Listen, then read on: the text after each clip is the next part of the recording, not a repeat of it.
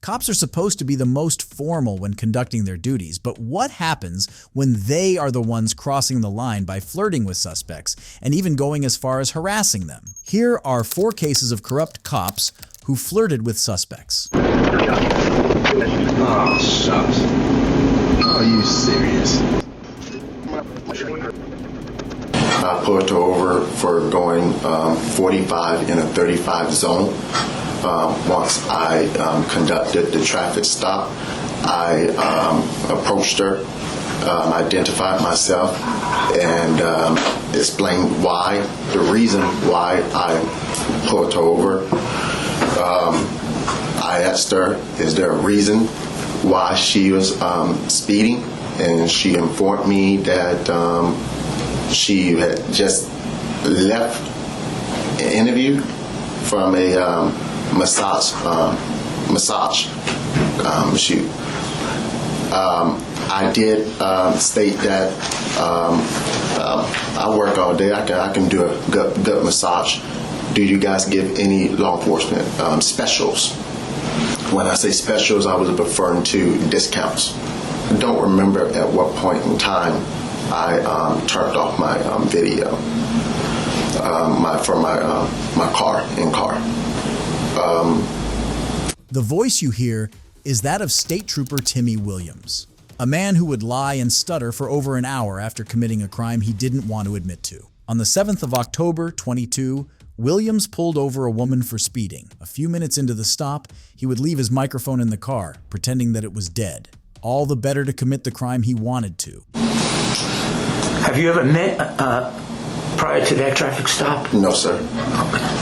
Why would you initiate a conversation about wanting a massage from? The only reason I initiated that, I did indeed engage in the conversation. The only thing my intentions were looking for is a discount. I said law enforcement specials, and I don't think her audio captured that. How did you know it was a massage therapist? As I put her over, she stated that, and that's when I made the statement as in the beginning, which the audio did not capture, where I asked her, is there a reason why she's speeding?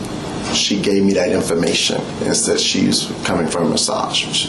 I then said, oh, I can do a good massage. I work all the time. Something related to that. I work all the time. I can do a good massage. And I said, do you guys give law enforcement specials?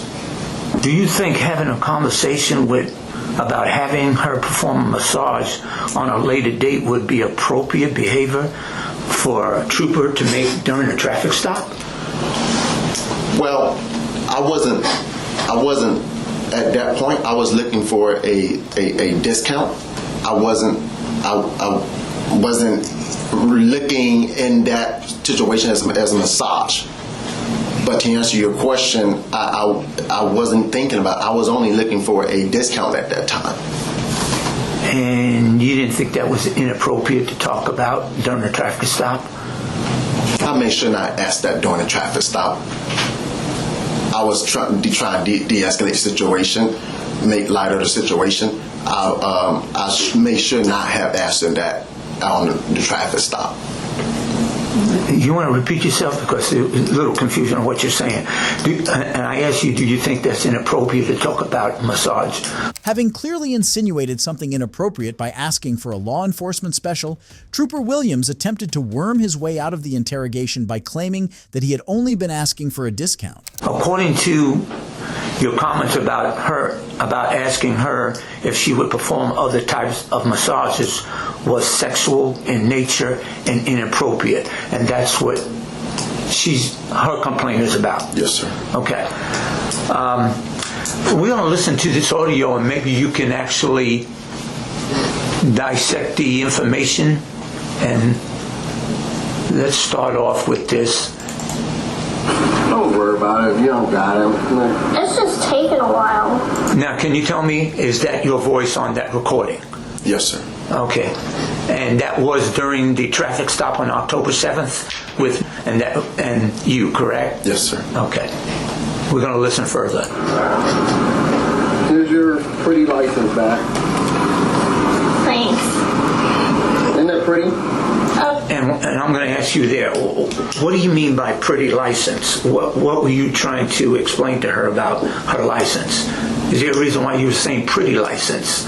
I was basically de-escalating the situation, and I just said, here's your pretty license back. I said, isn't that pretty? If you've never heard an officer describe a suspect's license as pretty, that's because they're not supposed to do so. But this trooper tried desperately to make every desperate and dirty act of his seem normal just to escape scrutiny. Perfect.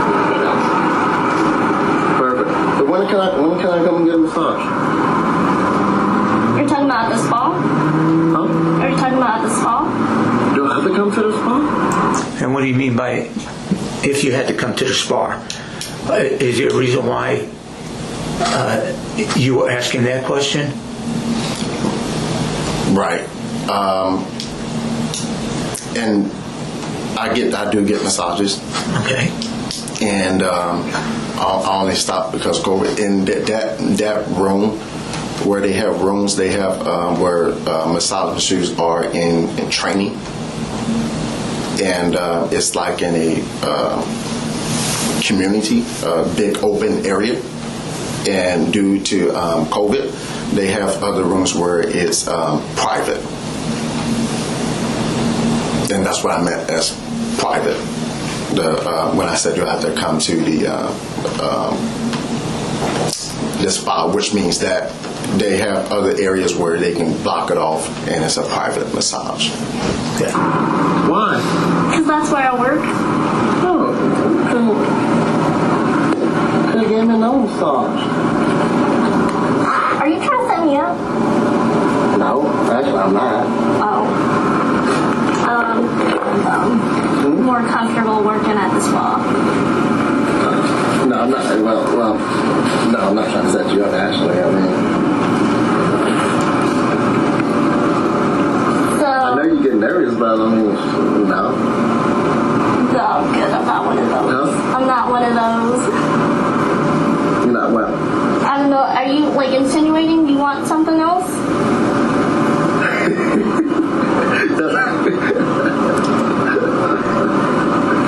I don't do that. Sorry. Huh? I don't do that. I'm not saying that you do that. Okay, so what are you asking? What are you asking? Which one you work at? At this point in the interrogation, it became obvious that there was no way out for Williams, but he didn't stop trying. And what do you mean that you enjoy the other type of massages?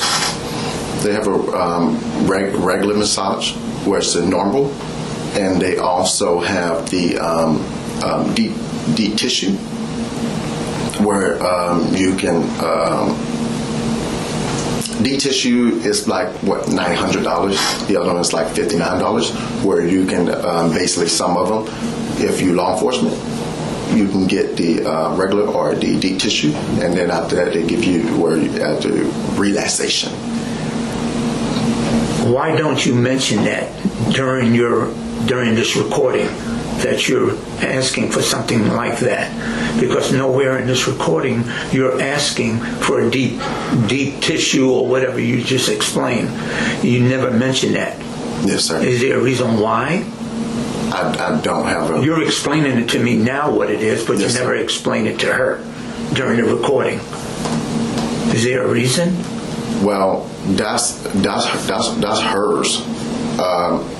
I don't remember in the beginning where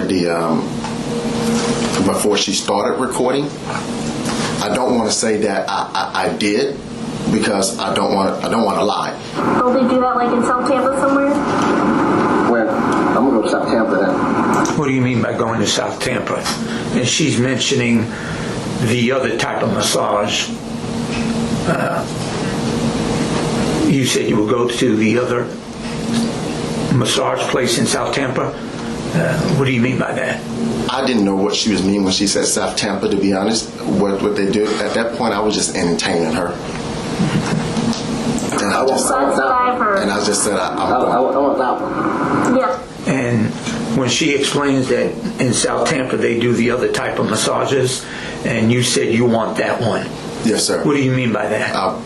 Do you believe you made sexual and or inappropriate comments during that traffic stop? You need to be honest. Yes, sir. I'm going to be honest. I didn't say anything sexual related to her.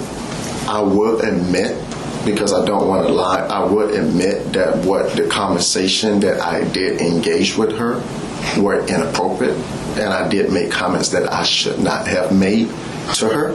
And you don't believe that it's not sexual in nature, what you were talking about when you talked about the other type of maybe sketchy massages? Don't you believe that they were sexual in nature? I wasn't relating to anything sexual at that point. Up until the end, Trooper Williams refused to admit that he was trying to exploit a citizen because of his position of authority, and that he had made several sexual advances during a routine traffic stop. However, his refusal to admit his offense did not change the fact that there was abundant evidence. He had indeed come onto a suspect inappropriate, but there are many other cops like Trooper Williams who attempt to oppress citizens with their position of authority. Take this Tennessee trooper, for instance. While he's doing that, did you take any prescription medication or anything? It's very small, okay? No, I swear to God, I can say. No, I'm telling you now, no drugs, no nothing, no alcohol. You carried a good price on this? Yes, ma'am. Yes, sir. Ma'am. Sorry. What? I'm thinking of my mama over here. No. I do no drugs, no nothing. Swear to God. This is State Trooper Isaiah Lloyd, who would soon be caught on camera touching a suspect inappropriately.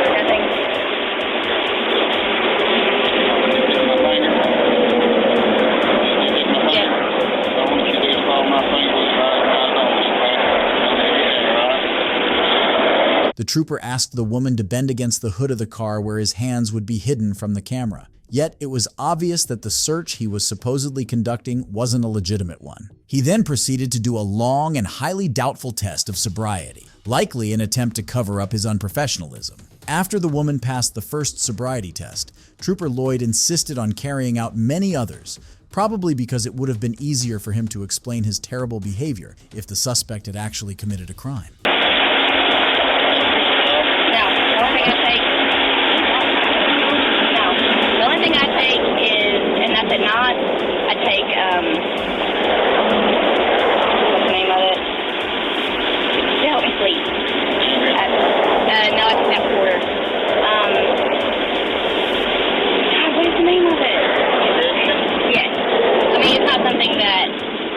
Every day, but I normally have to take it every other night, but I don't take any kind of narcotic or anything else. I can't sleep. It is? I told them specifically I wanted nothing narcotic. Well, I took that for, I think, not even a month, and I thought it didn't work for me. But I don't even remember the name of it because where it's generic, but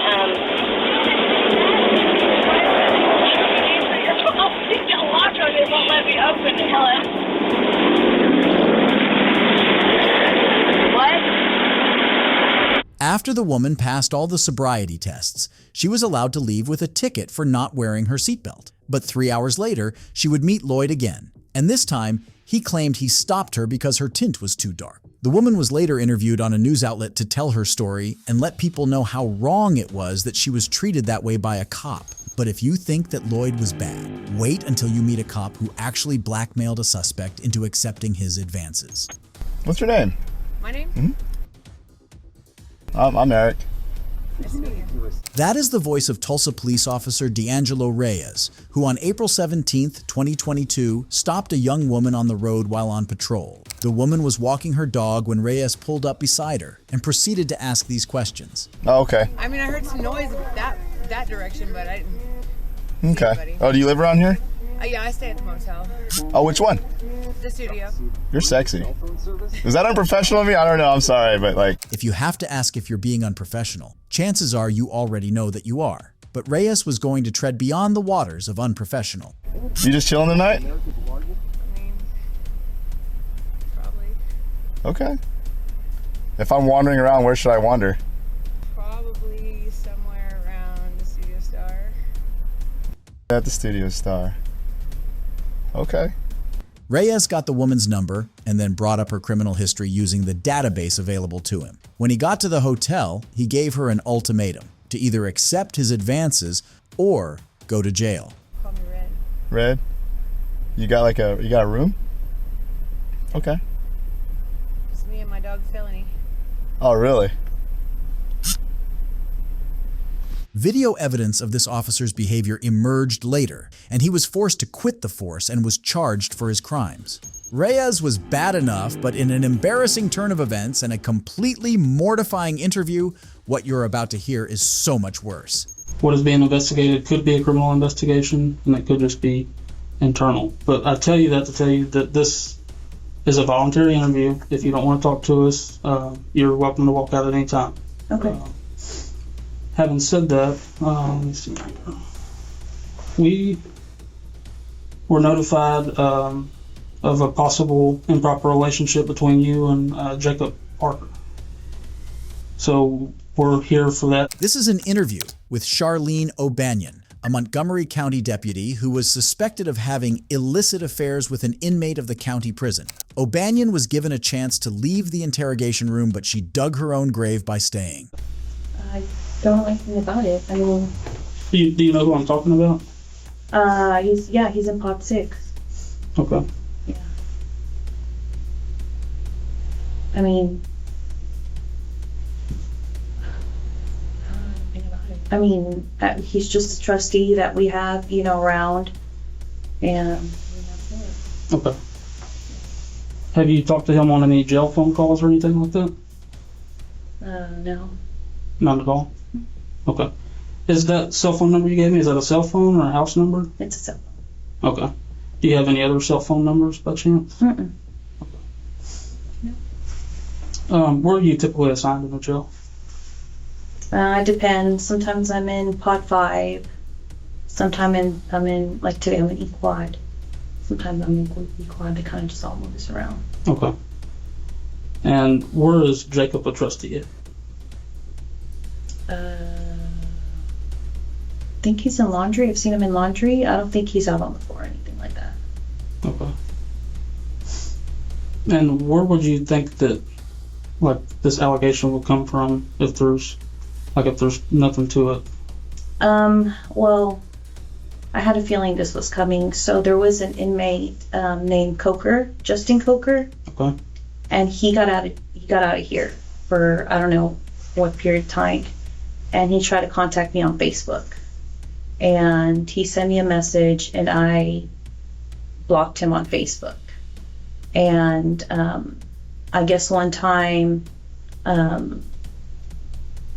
Parker was going back to E-Quad to use the bathroom, and he was talking like at the window with me, like at E-Quad, because I was in E-Quad. He was talking through the window, and I guess Coker like didn't like that, which I had no contact with him or anything. And I don't know why, like he went up to, I don't know what was said between them, but he went up to Parker and said something, and then Parker ended up went back to the laundry. And Parker had told me that he had gone up to him and was like, don't talk to her, or something crazy like that. And I kind of just brushed it off. I was like, whatever, like, because he had already returned. Like, he was out and then he returned. And when he was out, that's whenever he tried to contact me. So, but again, I never spoke to him or anything like that. And I mean, that was that. I didn't think anything of it. I'm just like, don't listen to him, and that was it. Okay. So. Did he say why he's that Coker told him that, or? He just said that Coker was like, don't talk to her. Do you know Coker? No? He was He was a male booking trustee for a very short period of time. And I mean, I worked eQuad several times during that time. So, you know, he's kind of like an eQuad and like back and forth. Okay. When do you think that happened? Oh, geez. I guess a few months ago. Okay. Is Coker back in jail or? He came back, but I think he left. I don't know if he like got released or he's in TDC now or something like that. Okay. So he's not in the facility anymore. So I'm just not trying to be rude here. I'm just. Yeah. Why would you expect this conversation to come up from that? Like now, if that happened a few months ago, I'm just trying to get where you're getting at there. You said you were kind of expecting something like this. I don't know why, like, this, I'm wondering if, like, Coker maybe said something, like, to get him in trouble or me in trouble. This cop started off with loads and loads of lies, as guilty people usually do. She managed to say a lot of nothing while running circles around the truth, but little did she know that the interviewers had one piece of evidence that would send all of her lies crashing to the ground. So, I was kind of told this about, what do you think, Chris, about 45 minutes ago?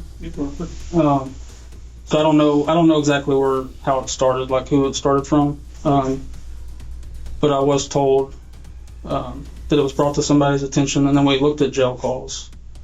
And there's jail calls between you and Parker.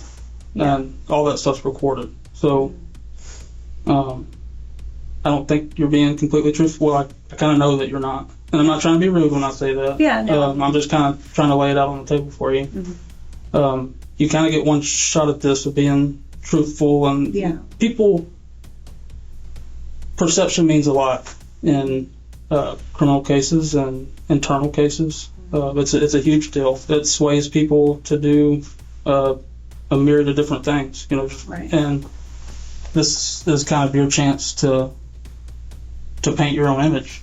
Yeah.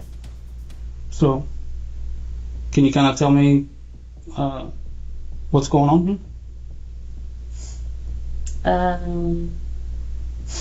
Yeah, I mean, whatever you heard. Well, I want to know from you. Like, I'm not trying to go off rumor. I just want to know what happened. It's my job just to find the truth, and that's it. Yeah. I guess a few years ago, we talked, and then I ended up here, and then he ended up here. I didn't know he was here. I didn't, like, it wasn't anything like that. And that was that. Okay. So when you say y'all talked, like, kind of dated a little bit before you started working here? No, like, he was never, like, my boyfriend or anything. I just knew him from, like, the world. Okay. So are y'all kind of talking in a sexual nature now that he's here? Oh, no. Now that he's here, no. Okay. I mean... But you've had physical relationship with him when y'all were both... Out. Yeah. Okay. That was before. Okay. But it was... We never, like, had sex or anything. It was just kind of like that. You gave him oral sex? Yeah. Okay. But that was before, like, I knew he would end up here. Even though O'Banion immediately brought another inmate into the mix just to absolve herself, she was still given several chances to own up to her crime, but she didn't take them. What kind of conversations have you had with him since you've started working here and he's been in the jail?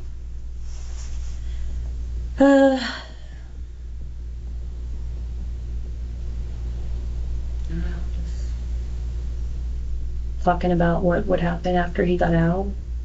Okay. And then the jail call recordings, have you been talking to him like while you're at home? Like he calls you from the jail while you're at home, or? Okay. And how many calls do you think y'all have had together? No. Several. I mean, I can't count them. Okay. So y'all talk pretty regularly? Yeah. All right. I haven't listened to this, but apparently there may be some talk in the calls about, like, photographs. Have you given him any photographs? Mm-mm. I gave him a photograph of his mom, which he had asked for, and of his dog, Jax. Okay. Yeah. Have you given him any photographs of you? No, because we're not. you know, I'll give any photographs me, and when we shake things down, they would find out, you know, so. Okay. So what do you think that he's going to say about this? The same thing I told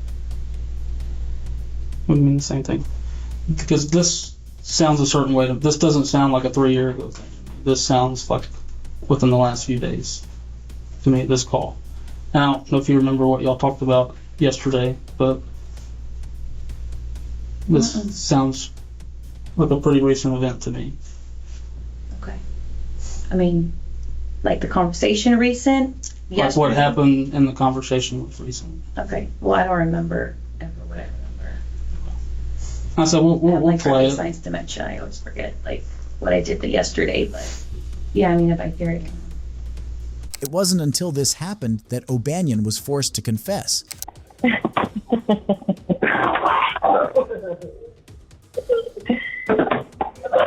You crazy, baby. It's just like you. Yeah? Mm-hmm. So saying. Did you just call me a stupid? No, that's what you sounded like a while ago. No, I didn't say eh. Yeah, you did. I mean, maybe just a little, but I didn't sound that. You exaggerated. That's so bad.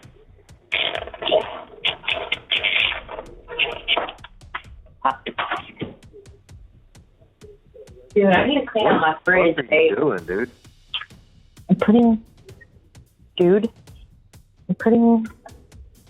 putting the leftover macaroni and cheese in the fridge. Oh my god. Even though we all know what's gonna happen. Yeah, you're not gonna fucking eat them. I am. In 2 weeks, you're gonna be like, oh, it's gonna look like a fucking science experiment in that refrigerator. It looks like that right now. I'm not gonna lie. Maybe. Yeah, it's bad. It's not that bad, but yeah. Oh, I'm on your ass. I need to clean that fridge out. I got a lot of stuff to clean and get rid of before you come home. I'm just kidding. Yeah. You didn't even hear what I said. What are you gonna do if I just pop up and surprise you?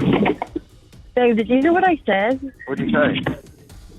I said there's a lot of things I need to clean and get rid of before you come home. Why? I'm just fucking with you. I was trying to make you think I have all these secret things. Yeah, I bet you do. What? What? What? What could I possibly have? Like, what do you mean? I don't know. You probably got this weird sex swing hanging from the ceiling. Kenneth probably thinks it's a swing set. Oh, if I had that sex swing, you better believe I'd leave that sucker up for you. Would you really? Hell yeah. You'd let me put you in it? Yeah. With a gag ball and everything? Yeah, babe. For sure. You would let me put you in it? Yeah.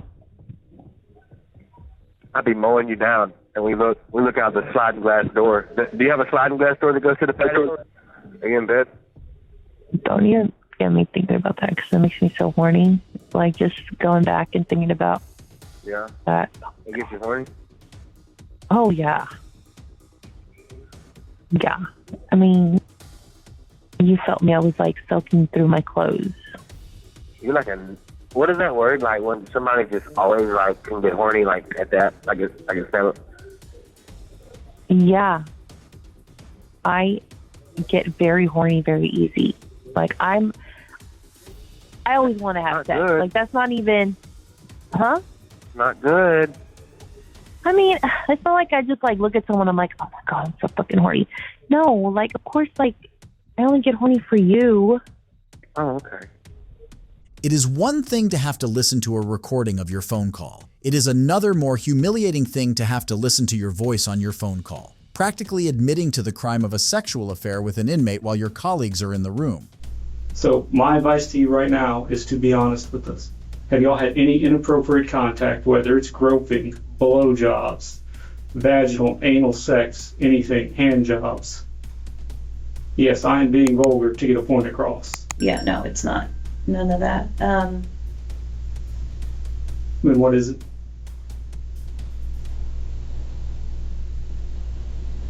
I might have given him a blowjob in the back part of the year. Fortunately, O'Banion was one of the criminal cops who actually got punished for her crimes. She was sentenced to 100 days in prison for improper sexual activity with a person in custody. If you enjoyed this video, let me know in the comment section and don't forget to subscribe. Goodbye.